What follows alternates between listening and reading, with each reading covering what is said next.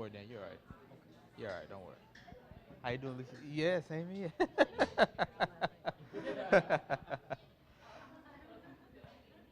Hello, everybody. Good evening. Just want to make one quick announcement before you leave. Not come again? Oh, it's for the TV in the back, John, for the recording. Before you leave, please swipe at our computer. This way, we're able to track you and also let you know of future events that we host here. My name is Lawrence Owens. I am the president of the Graduate and Part-Time Student Council here at Kane University for Student Government. I also thank everybody for coming out here tonight and this evening. We host these special events for graduate and part-time students as well as undergraduate students to get you guys more involved and also give you guys a more learning experience and cultural experience here on campus. I also want to thank the Alumni Association for helping us and assisting us in this event. We really appreciate their support in this effort. And without further ado, I'm going to introduce all of our tonight's panelists who were wonderful enough to sign up and take on this beautiful endeavor. To my left is Daniel Anthony. He's the program support specialist at the Department of Children and Families. And next to him is Lisa McGregor Kaplan, president of Kane University chapter of Phi Alpha Alpha, and certified public manager and certified court manager. Next to her is Susan Smith Foley. She is the owner and occupational therapist at Avon Occupational Therapy. And next to her is Michael J. Dardia, administrative director of Accountable Care Organization at Hackensack University Health Network. Each of our panelists are going to give their story, their journey, their life experience in their jobs as well as life in general. They're going to give you some advice, some tips, some knowledge they picked up that will hopefully assist you in our learning experience together. We're all young, and some of us really need an understanding of where to go in life. And hopefully they're able to give us that as well. So without further ado, I'm going to pass it on to Daniel, and he can start. Good evening, everybody. I don't know if you can hear me through this or if it's even on. Okay. As he said, my name is Daniel Anthony. I work for the Department of Children and Families, formerly known as DIFAS. I started off as a social worker and had made the transition over from social work to fiscal administration. My title is actually called a Program Support Specialist, Title 4E Reviewer, which means I handle the federal funding that actually gets ciphered in from Washington, D.C. to our state agency, and I pretty much represent as that auditor to make sure that there are checks and balances so that when Washington actually comes up to audit the Department of Children and Families, I serve as that liaison person to make sure that our books are in order. I recently graduated from the MPA program May of 2016. I actually started in another program, a social work related program, and I guess I'll talk about that a little later, but that's just a brief introduction of me, and I'm glad to be here. Thank you. Hello, my name is Lisa McGregor Kaplan. As Lawrence had mentioned, I am the president of Pi Alpha Alpha. I'm a certified public manager, and that's accredited through the state of New Jersey Treasury Department, and also a certified court manager through the National Center for State Courts in Williamsburg, Virginia. I've been working for the Superior Court of New Jersey for almost 20 years. And I actually started out in the traffic bureau of Linden City Hall when I was a junior in high school. So little did I know at that point that networking would be so important. So that was the start of my journey. And I kind of took the long way when it came to education. I took the scenic route. I went to college right out of high school and it wasn't really for me. And then I went to work. And then later on, after hearing, you'd just be perfect for the job, but you don't have a degree. So now I fixed that. I have 3 degrees. So, so as a mature person, I went back to graduated with a bachelor's in psychology, bachelor's in public administration, and a master's in public administration in 2013. And I'm happy to be here tonight. Thank you. Hello, and thank you for inviting me to speak tonight. So I'm Susan Smith Foley, and I'm an occupational therapist. I graduated in 1983 from the occupational therapy program here at Kane, And I have to say it was really a wonderful program, and I'm forever grateful to Kane University for giving me such a fantastic education and for a really reduced amount of money. So, so it's hard to imagine, but when I went to Kane, it was $500 a semester, which which is unbelievable today. And I have children that we just put through college, and I could tell you, like, nothing was $500. Yeah. So anyway, I became an occupational therapist, and soon after, I realized that I was starting to work in hospitals, and I really wanted to just put myself on a trajectory. You know, I love my career as an occupational therapist, but at that point, I was really interested in hospital administration and moving up from like an OT supervisor position. So that's what launched me into pursuing an MPA degree, and that I obtained at Seton Hall University. So also in this general area. It was not $500 a semester, but also a really great degree to have, and it really broadened my perspective of you know, how things work beyond just my profession. And it really has helped me to this day in ways that I'll describe. So I also recently, in 2015, went back for my doctoral degree in occupational therapy. And had I not had that MPA that I went to soon after I graduated with my bachelor's degree, I probably wouldn't have gone, because I would have had to get a master's degree and a doctoral degree. So I really feel like all these steps in life are so important, and just by completing the bachelor's degree and moving on to the master's degree, even though I didn't really, there was a long gap in my college education, although I did many other professional, you know, coursework and certifications, it was really it was very important.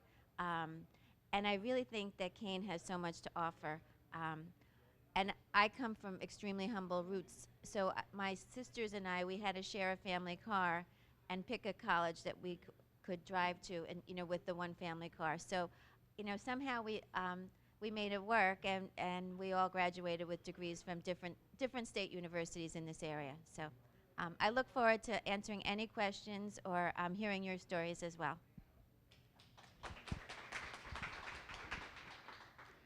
Hi, and good evening. I'm Mike Dardia. Very happy to be here and return to this beautiful campus. Kane has certainly changed since I graduated.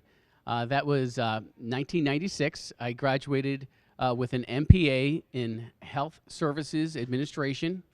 I made that decision to come to Kane after a couple years of working in the film industry. I had graduated from Ithaca College with a film degree and with hopes to go out and be a great movie director, and somehow that didn't work out. I actually was looking for something a little more fulfilling. So after several years of research, and I did make this decision, and it was actually a great decision to go back to school and earn an MPA, and was very fortunate to be able to get a graduate assistant position here within the public administration department. So I was able to complete the degree in 2 years, and so going full-time and having the tuition paid for was just an excellent thing, and completely owe Kane so much for that opportunity. So after earning that degree, I moved on to spending just a year in New Jersey working a small healthcare facility.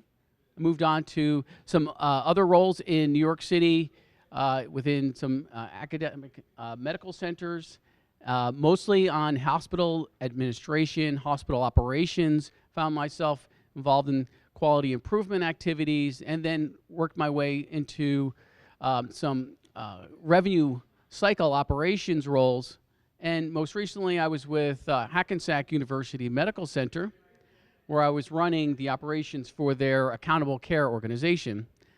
And if you're not sure what that is, I'd be happy to answer some questions about that. Accountable care is really the wave of how healthcare reimbursement is going. There's a strong emphasis on that from Medicare. So both hospitals and physician practices are being driven to provide care in a more quality-oriented way, and one that focuses on the patient experience. So, but I should say that I'm not with Hackensack any longer. Due to some merger activity with Hackensack and Meridian Health System, my position was eliminated after my department was restructured.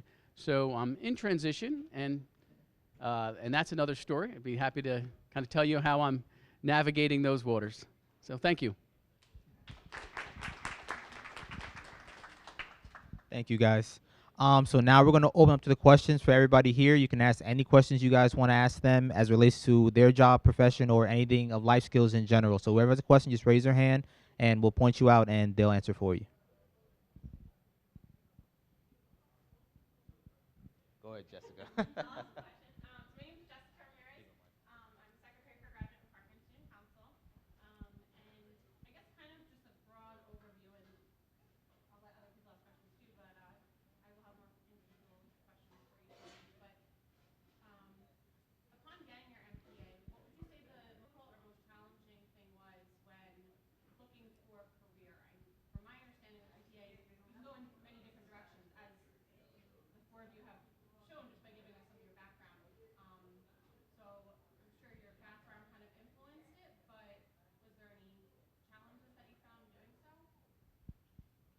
Yeah. So yes, definitely challenges, and I think that helped for me once I graduated to have a sense of where I wanted to go. After I had actually interned while here at Kane, I had interned at Muhlenberg Hospital. I don't think that hospital exists any longer, but had a wonderful opportunity to intern there for a semester, and that really gave me a great sense of the importance of networking. So having those contacts and building upon those contacts. So when you graduate and throughout your career, you will understand how important it is to maintain relationships and cultivate those relationships. So you understand it's not just, it's definitely a give and take sort of thing. So I would say the biggest challenge was identifying that first job and realizing whether it was, the right fit. And I think, once you get into that first job and you understand, where your career is going, I think that, once again, maintaining those relationships both at school, maintaining, the relationships you have with your classmates and with your professors is very important because you always fall back on those. So that's it. So I'll just add to that. So my career has stayed as an occupational therapist, but how the MPA degree has helped me was just really to broaden my perspective and to make me have it really enhanced my opportunities in my career as an occupational therapist. So I kind of used it to broaden my existing career, but you can also use it, as more of a. I really think the MPA is a very versatile degree to have. The biggest challenge for me was since I was already established in a career, and my actual title is administrative specialist. Getting pigeonholed into a category where you're not exactly senior management, but you're in that gray area, the in-between category where you're above here, but you're not quite there. So even with a degree, I think I have to prove myself more than anyone else. But it did open a lot of doors, and it granted me a lot more interviews than I had experienced before, where this job market is really intense, especially in government. There is probably, I would say, at minimum of 300 applications for one position. So you're either going to be in this pile that you're going to be seen, or you're going to be in this pile over here. So I managed to get, I would say, probably a dozen interviews last year And that was after getting the MPA. So it was very helpful, but I have to work probably harder than other people that started out in the lower ranks of management. And I always take the opportunity to reinvent myself and get different credentials and basically build my resume, because that's the only thing that, if it doesn't work out, that's okay too. I look at it as an investment in myself. So thank you. For me, I think the biggest challenge was actually within my head itself. Most times while we're pursuing our educational degree, whether it be graduate or undergrad, the biggest challenge we have is, am I qualified? So while we are seeking to get our degree, we are applying for jobs. And most times we are getting those rejection letters. And sometimes the rejection letter plays on you, and it'll tell you that I'm not as qualified. But when you actually still operating in the sense of the rejection that I have been getting over the last few years or so. So it actually took, for me to actually overcome that, it actually took a good networking piece of having individuals in my circle that actually said, you have a degree. You know, Danny, you are qualified. You actually have a master's degree. You're more qualified. So that's sort of how I began to build myself up. And then as I began to see that I am qualified, it allowed me to qualify my resume. So my resume now has to speak of this degree that I obtained. Going out to seek a job or a career, whether it be entry level or you're trying to go a little further in depth, employers don't necessarily look to see that you have a master's, a doctorate, or anything like that. When they review your resume, they're looking to see if you obtained a degree, because when you obtain that degree, you're telling that employer that I'm actually teachable, that I'm teachable. We go through 4 years of college, and for many, some of us, we advance ourselves and go through another 2.5 to 3 years of studying to achieve an advanced degree. And some of us even go a step further to achieve the doctorate degree. That actually tells people that you are teachable. Most times when we apply for jobs, sometimes they look at us and qualify us for entry-level positions. The entry-level position is actually telling them, you are at this prime rate where we can actually teach you to grow under our company.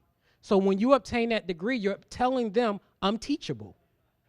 So that became sort of like my biggest struggle, and then sort of structuring my resume in such a way that is actually speaking of what I just went through the process of learning over the last 4 years or an additional 3 years.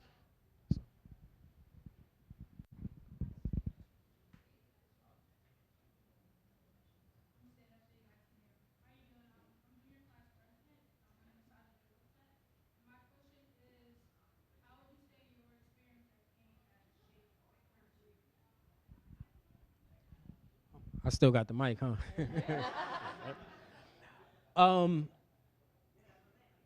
I started off working for DIFAS, Department of Children and Families, formerly known as DIFAS.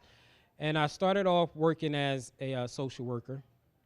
And I love to work with people. I love to help families. I know that's a gift that I have, the ability to engage people.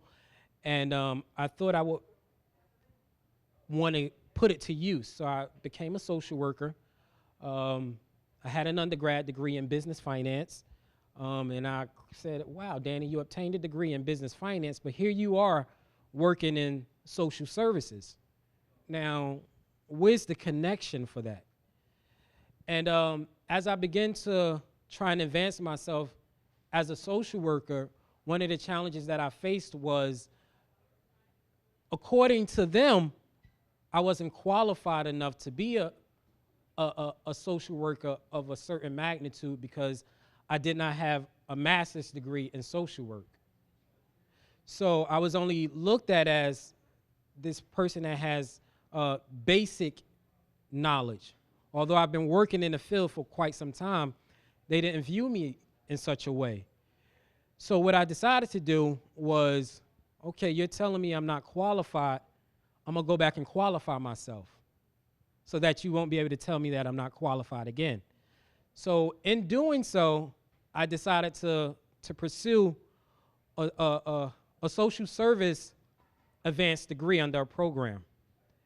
And I started off in that program, and how did I end up into the MPA degree is this. I started off in the program. One of the classes that I was taking got canceled, and it was like, oh, go find an elective that'll fit for you. One of the students that's under the program leaned over and said, I took a nonprofit course under the MPA program, and they accepted it. So I said, I used to work for a nonprofit. Let me go and work and to take the course. Brought it to the advisor. Yes, Danny, we'll take it. I enrolled into the program with Dr. Moore, her nonprofit course, and they had the General Assembly in the beginning of the semester. And as I was sort of already into my second semester into the program, I'm just taking this elective, and Dr. Moore said, oh, tonight's our General Assembly, everybody come over. And I said, I'm not under your program, I don't need to come over, can I just go home? Dr. Moore said, no, just come over in here. And I'm like, I'm not interested. She said, okay, well, be my cameraman and you'll get credit. So I was like, I'm sold. So I actually went to the open house and I started to take the pictures, and I began to hear about the program. So as I'm walking around the General Assembly room taking the pictures and listening to the program, I went from taking pictures to taking pictures, but not taking pictures.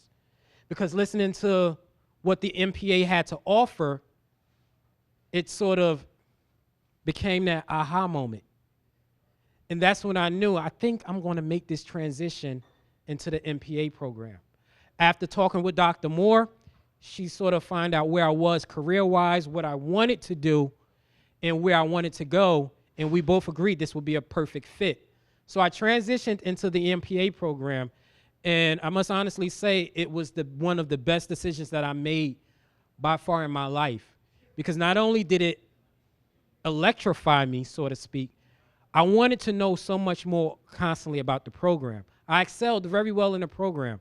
I got all A's in every class, but I only got all of the A's because Dr. Moore and her staff, every class that I took, they took the time to invest. You know, I wasn't just taking a class, I was taking a course to see how it will benefit me. So that support under the MPA program is definitely there. It's all in how you want to actually go after that support. They're definitely there. I've never had any problems with making appointments or the staff making themselves available. So that's how it benefited me. Wow, that was good. Okay. I was already established in my career, so it didn't exactly shape my whole picture.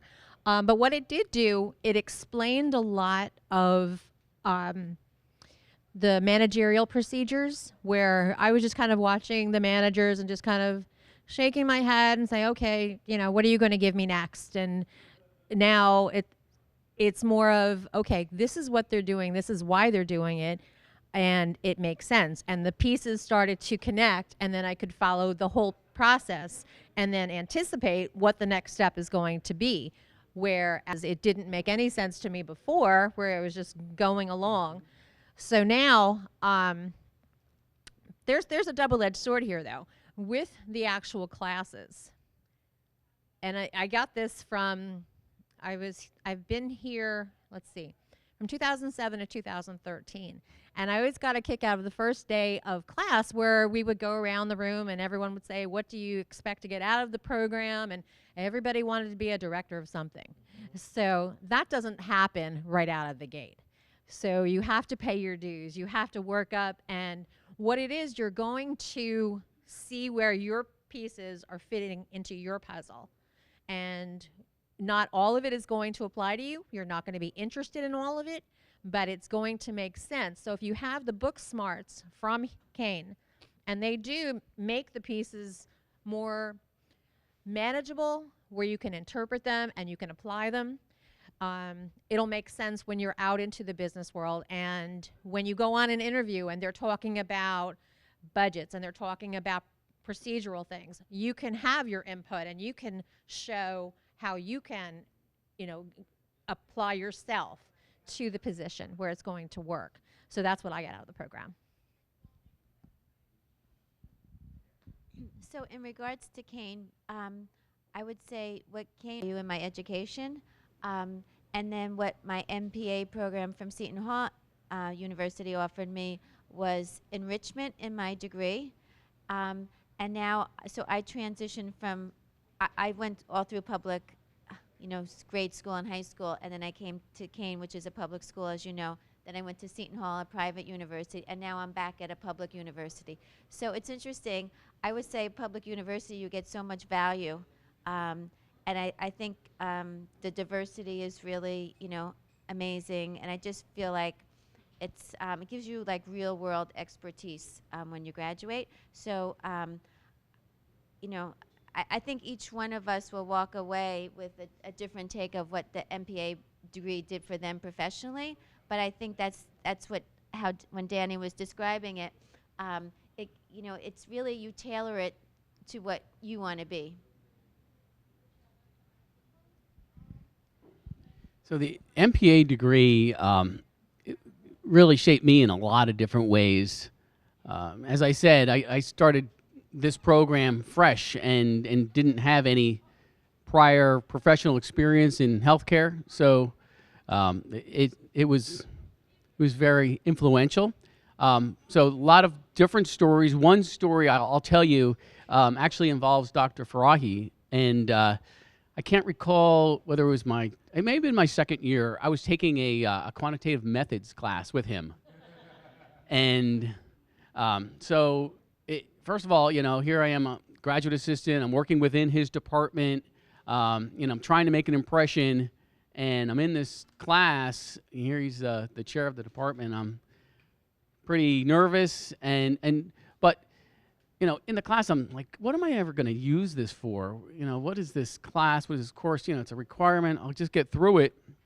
Well, it turned out during the course of that semester, I must have run into some kind of personal issue there where I had to take an incomplete for the course. So, but I had to, of course, approach him and request that. And wow, that was super daunting. And but as intimidating as he can be, he was completely understanding. And the fact that he allowed me to do that and then make up the class later was incredibly impressive and something that influenced me. So later on, when I was in a position of authority, as a director or a manager or even a supervisor, I really took that into consideration, that he made that impression upon me, and I kind of carried that forward, working with employees, understanding their concerns and not being so hard on them, and so it certainly made a tremendous impression. So I will tell you that class is really important, and sure enough, I to this day I use that knowledge that he taught in that class. Data analytics is incredibly important, so don't fall asleep in that class. Pay attention. You're going to use that stuff.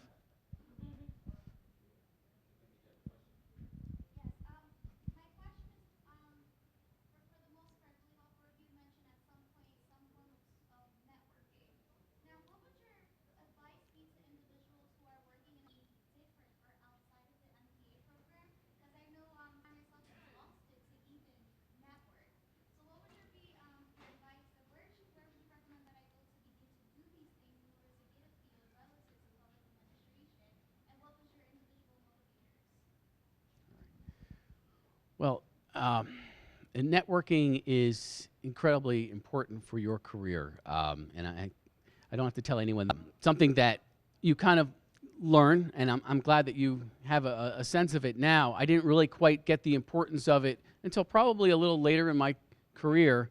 When you establish those relationships, you fall back on those, as I said before, on your relationships that you developed with your professors and your classmates. They really become quite important. So if you're transitioning to a new career, don't break ties with those from your former career.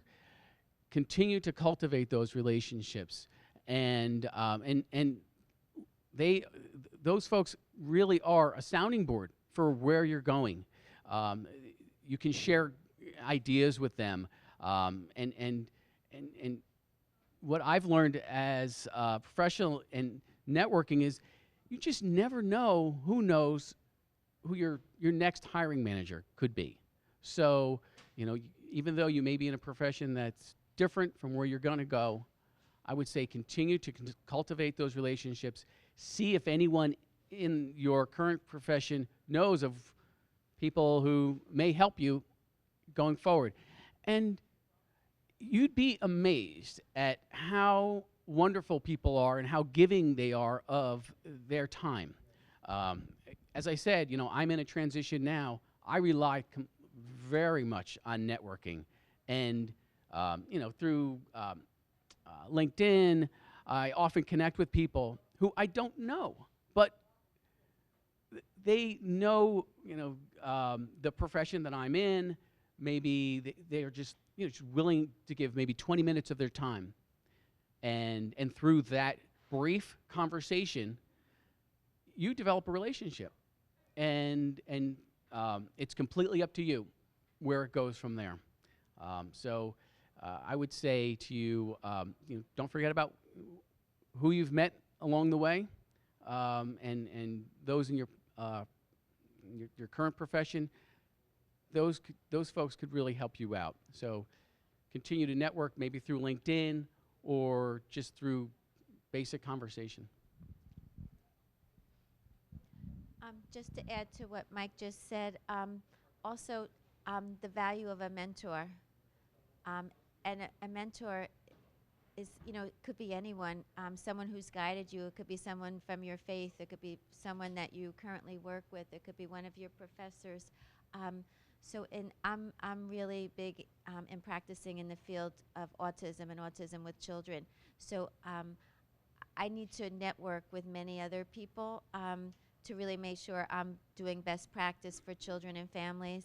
And that career path, I've either used mentors that I've just developed relationships with, or also had paid mentors, which have also been helpful, particularly if you're going for a certification in an area where you really need, to pass the test or reach certain credentials. So I think mentors are really important, and I try to give back as someone who's been practicing in my field for a while, and if someone gives me a call, I try and spend a few minutes. So I think, and you also have a lot of value for people who haven't reached your level of journey yet. So I think we all can be reciprocal in our mentoring and being mentors to others, because it's generally through that way that you make contacts. And for myself, I'm looking to do more teaching as my next journey, which is really one of the reasons why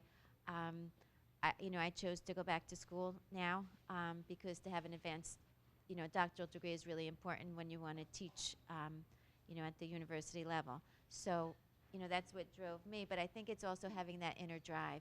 Tonight clearly has inner drive to be here, and because it's probably not an easy time for you to be out and away from your families or from what your jobs, normally require. So I would say definitely mentors. Okay. I'm going to piggyback off of Susan. In case you didn't know, ALI has a formal mentoring program. They have a whole gamut of mentors available, and they've done a phenomenal job with pairing. I have a mentor that is an undergrad student, and there is a formal program that is followed, and I'm teaching her things that she doesn't know about. She's actually teaching me a few things that I don't know about. There's always ways to learn from somebody else. And now to answer your question about the networking, it's not as formal all the time.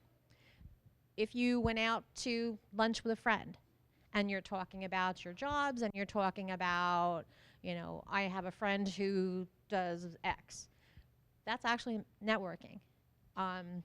I work for the government, but you wouldn't think that I can network with Susan in education or occupational therapy, or Mike in the medical field, or Daniel, well, we're both in government, but it's amazing because I know someone that I could recommend to Michael as a lead.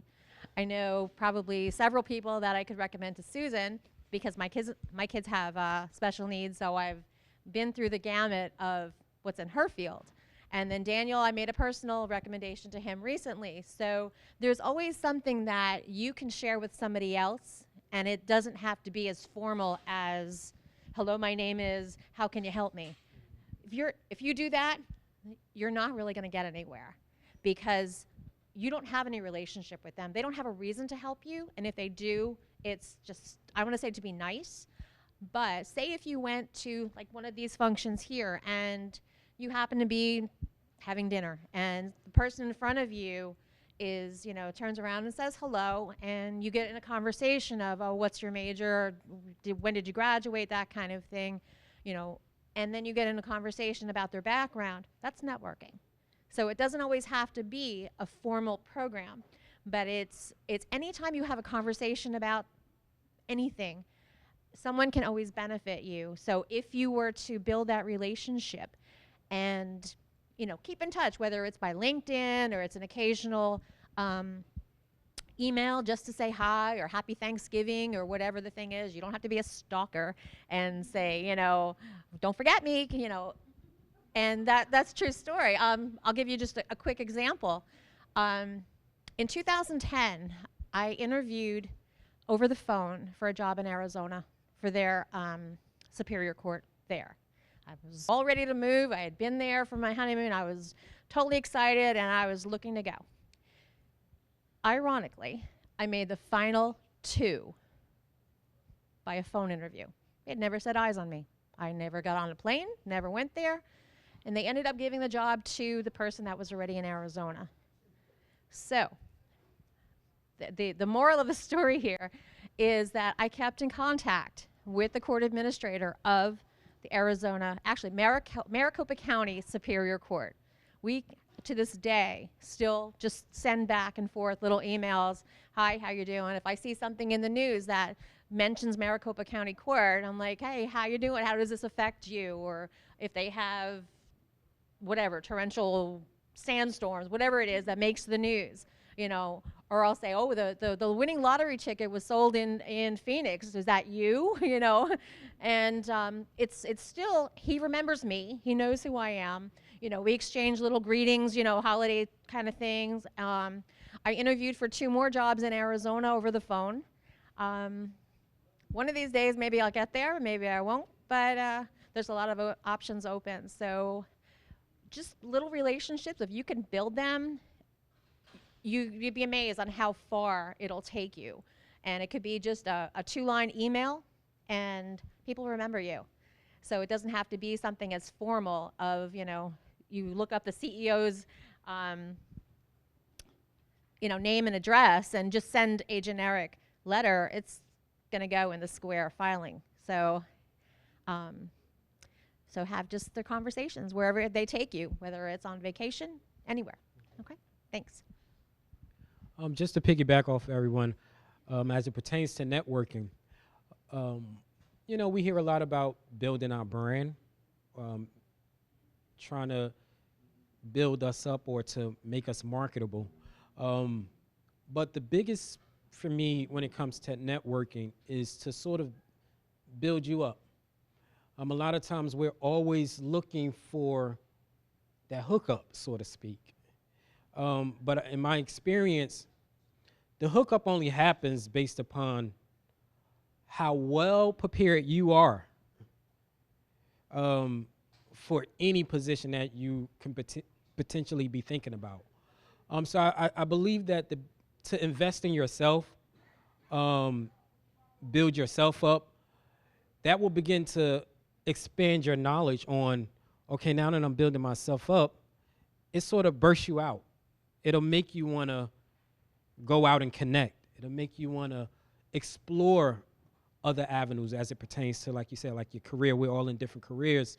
But you have to be willing to sort of come outside of a comfort zone. Because the truth is, we may say I'm looking for this job, but most times, if we really think about it, we're looking for this career that's going to change our life. That's something that we're going to invest in for a long time. And that takes real strategic planning and hard work. So that won't happen overnight. You know, that actually takes time. And you have to know that it takes time. And you have to invest and keep investing in yourself so that when you have that elevator moment that 30-second elevator moment with Mr. CEO, you know, you're not just basically trying to sell yourself. They pick up your aura. And it's because you built yourself up. And the more you market, the more you interact with people just in general. I believe we all were created to interact. And the more you make yourself available to interact, you learn how to interact with people.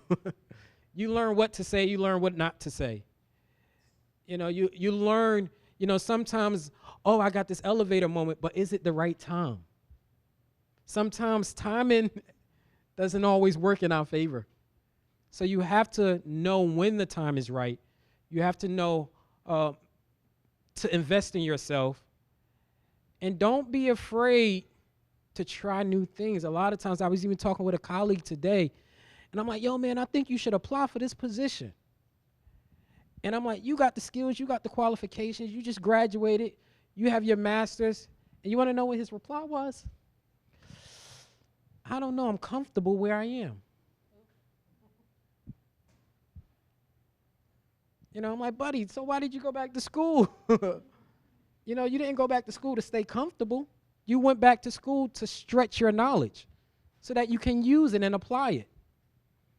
So don't underestimate ourselves. Always be trying to interact is what I would say to you.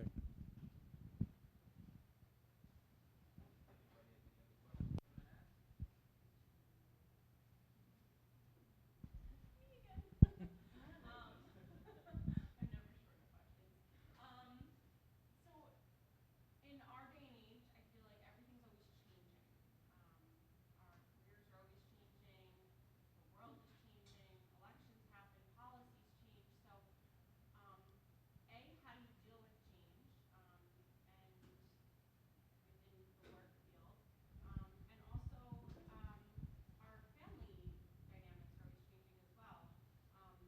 Many of us, I'm sure, either have families or we plan to grow our families soon after we get jobs out in the real world. So how did you deal with that, if you did deal with it? And any advice would be great. So sort of like your question is like a transition? Right, so within the work dynamic, but then also personally, how that plays into that work changing with your family life, that work-life balance. I believe you have to have at least a few people in your corner always that's supporting what you're doing. And when you have those people in your corner supporting you, for me, I have 11 brothers and sisters. 11. My brothers and sisters have been my support system. They're always pushing me. Hey, you can do it. Go for it. Even tonight, I'm like, I think they want me to, I'm not too sure. And they're like, no, you can do it. Go try it.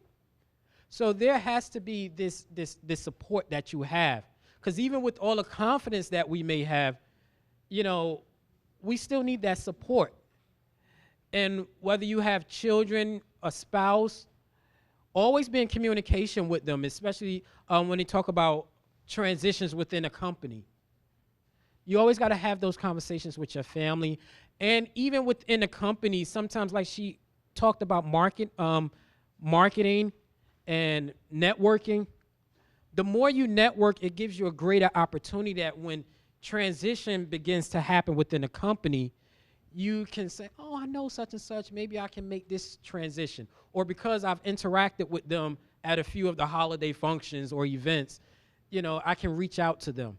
So for me, I think that the support system is one of the biggest components. It's the biggest thing that has been influential to me, having that support. That's always, as things begin to change, as she said, we work for government. Every 4 years or so, every 4 years, or every, you know, new president or a new governor, those things affect our agencies. And we see departments get eliminated under certain governments. You know, we see departments created under certain governments. So that happens. It happens. But I think having that big support from those key individuals, and always be talking with those key individuals. Because if you're married, if you have a spouse, and you're not talking with them, that can make sort of like that transition difficult because you're not talking about it. Okay. Put your seatbelts on for this one. All right. We're going back 11 years now. I had gone back to school in 2005, and I was a divorced mom of 3 kids and trying to kind of find my way in the whole divorce thing. I decided I'm going back to school. So my kids were very supportive, but I did wait until they got older. And actually, my oldest daughter and I were in college at the same time. So when I met my husband, I was a student, and he would kind of tease his friends saying, yeah, I'm dating a college girl. You know, I was a 40-something college girl, but nevertheless. So when I met him, he didn't know anything else because I'd always been in school. So he actually got blown off for his first date with me because I had finals, and I just said, you know, maybe after the holidays. So that was the start of, I knew that he was an understanding person when I wouldn't go out with him because I had to study for finals. So fast forward. So he never knew anything different other than me being in school, having papers, and I was only going to be home maybe one evening a week during the week. And my kids kind of had the routine, and you know, they were always set up with dinner. Then we always made sure everything was handled. So, and then when my daughter went to college, and she said, "Oh, this is so hard. I can't do this. I got this paper and an exam," and she would go on and on. I'm like, "I'm right there with you." You know, I said, if I'm going to do it, you're going to do it. And I said, quitting is not an option. So, lesson learned there. And then in 2008, I got married in the middle of a semester. So my honeymoon was delayed by 18 months until I graduated, or close to graduating. No, I'm sorry. It was in the summer when I was off in between semesters. So you build your life around what is going to work for you. Your circumstances reflect your intentions. If you want to be successful in school, you're going to make that happen. So if you want to say that, oh, that, you know, it's just too hard and whatever it is, then you won't do it. So it goes by your mindset and what you're willing to sacrifice. But you're also teaching, like my kids, they got taught great lessons that with hard work and sacrifice, you know, most times it pays off. So, but then you get your priorities in order. So we made a point of having vacation when we were all available, and then we would do dinner where everybody's sitting at the table at least once a week, even though I've been coming and going and passing myself in the doorways once in a while. But yeah, you make it work if you want to, and you don't if you don't want to. And sometimes it just gets delayed, because when I went to college the first time, I wasn't ready for it. So I put it on the back burner. Life got in the way. I did the marriage thing, the kid thing, and then when I was mentally prepared for it, I handled it. So, and I'm sure anybody else that wants to do it can do the same. Right. So just to add to that, I would say what I found, and like all my ducks in a row, I like to know what's coming ahead, what's behind me. But you really have to be flexible, because there's lots of things that come along the way, and for good and for bad. Like marriage is a happy event, having children is a happy event, but then there's that also, that aren't so happy that, could come in the way. So when I was finishing up writing my master's thesis, I was getting ready to deliver our first son. So I said, okay, great. I'm going to have 6 weeks off from work and I'm going to write my whole thesis. Now so obviously I was completely off the mark because anyone who's had a newborn baby, there's no way you're going to write a master's thesis with a newborn baby. So that was an adjustment. So sometimes it's resetting your plans, readjusting, and then so 18 months later I graduated and our son was present. So it was happy. It was like a happy event, you know. But I have to say, like sometimes it's just like you have to go with what the change that's presented to you, and just make sure that that you just readjust. And I provide occupational therapy services to school districts, and one particular school district is always in financial challenges. And I was the coordinator of occupational therapy services, and that position was completely eliminated. It was a position I loved, even though I was a consultant. Loved that, but it's also so my hours got downsized, but I found a new opportunity. So sometimes, like I was really heartbroken about it, and I think we all have these heartbreaking experiences, but you kind of have to get up, dust yourself off, and and look for the next opportunity. And by me having this unexpected event, it put me in a different work environment, and it's actually I have more it's given me different opportunities to grow in. So I have to say, like each thing, good or bad, is always a learning opportunity and allows personal growth.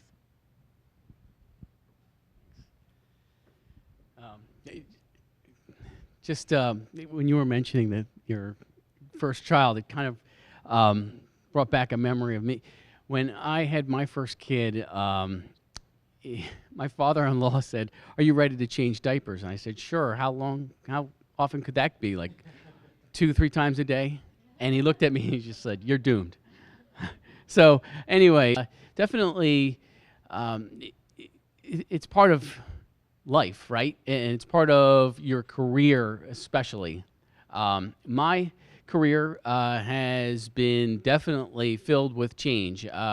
The job transition that I'm going through right now is something that I actually experienced a few times, where jobs were eliminated or departments were merged, and so what do? You can either see that adversity as a fire and let it burn you up, or see it as fuel to energize you. And I really chose the latter and continue to choose the latter, even in days, where it's kind of tough, where you're like, geez, I thought I, could get that interview, or I could, why didn't they, call me back for whatever? You just got to dust yourself off, just like a lot of the panelists have said, it's something, change is really something you can often plan for too. It's going to come, right?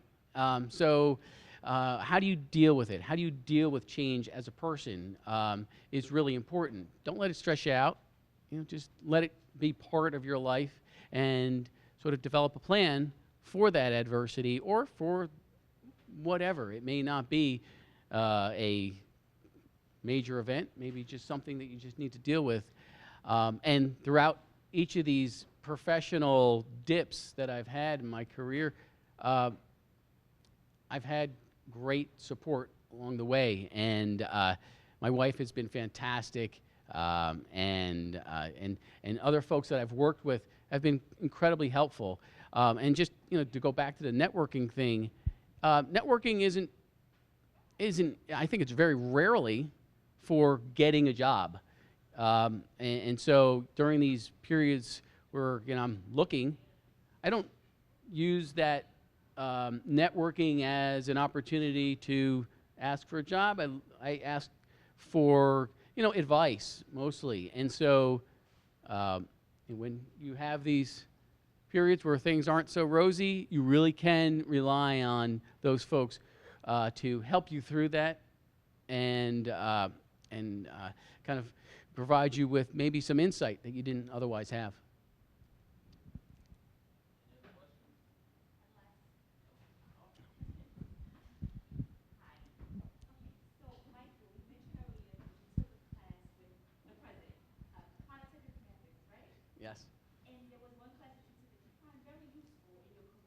Yes. I wanted to ask the remainder of the panel, what class have you taken in PA that is most useful today in your career? And I've already answered that question. Okay, you're making me rack my brain because I graduated in 1988 with my MBA. I would have to say it was one of the my specialty was health policy and management. My MPA had a focus in that, so I would definitely say it was the health policy, you know, framework courses, because it just brought in my knowledge of the field I was working in, and I wouldn't have had that knowledge just as a hands-on therapist. I would say that mine is budgeting. It wasn't one that I was especially fond of, but I found that even as president of Pi Alpha Alpha, there's budgeting for that. There's always going to be, whether it's your home finances or whatever it is, things that kind of click and apply in different places. So, yeah, it was probably budgeting, even though it wasn't my favorite. For me, I will also have to say it was budgeting. Last semester, well, 2 semesters ago, I took budgeting with an adjunct professor by the name of Valerie Wilson, and she was the eye-opener for me as it pertains going back to networking. Because at the time, I was preparing to apply for the position that I'm currently in now. And as I say, I work in fiscal administration, which is in what we call Show Me the Money department, which handles all money and budgeting and revenue. And at the time, I was taking her course, and I presented to her, and she was just pouring so much into us about budget and checks and balances. And then she took it a step further to sort of empower us on how to actually build a resume. And at the time, I was like, Danny, you getting ready to apply to this position. After class, talk to her. And Valerie Wilson, she actually is the CFO of the Newark Public School System.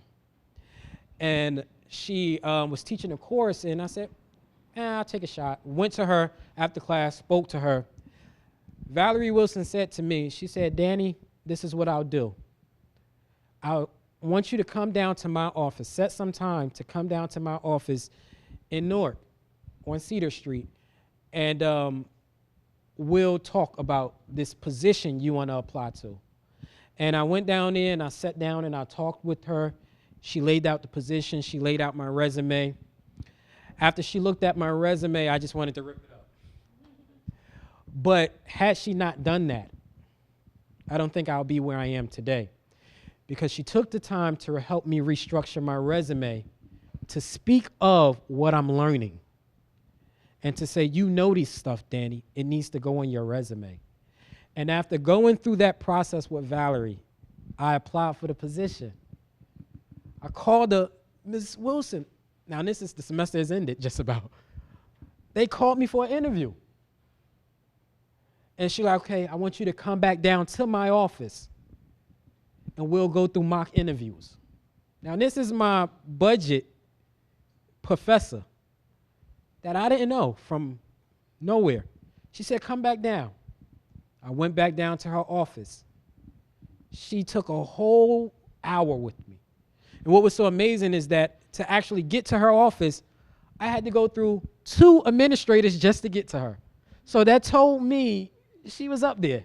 And she took the time as my professor to sort of lend that hand. Like they said, they won't even know you, but they want to help you.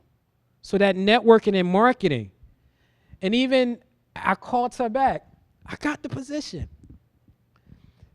A couple of weeks ago. Now, I've been in a position for about 1.5 years. A couple of weeks ago, guess who reached out to me and said, how's the job? That budget teacher, Valerie Wilson. So budgeting for me has been that good thing.